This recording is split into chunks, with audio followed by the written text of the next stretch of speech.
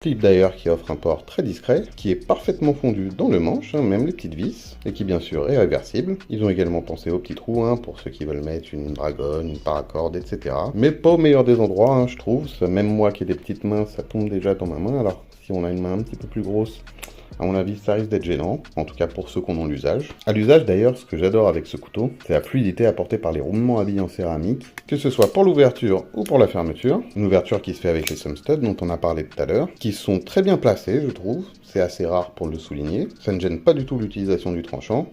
Bon, après, c'est un petit peu aidé par ce gros finger choil là, qui plaira pas forcément à tout le monde. Moi, je trouve que ça lui donne une certaine gueule, et on a quand même un tranchant largement assez imposant, donc ça me gêne pas du tout. Pour en revenir à l'ouverture, c'est vraiment parfaitement réglé. À peine actionné, ça s'ouvre presque tout seul, pour qu'ensuite ça se verrouille grâce à ce button lock. Là aussi, tout est parfaitement ajusté, il n'y a aucun jeu une fois que c'est verrouillé, même au niveau du bouton, ce qui fait qu'on a énormément de feeling. Dès qu'on appuie dessus, on sent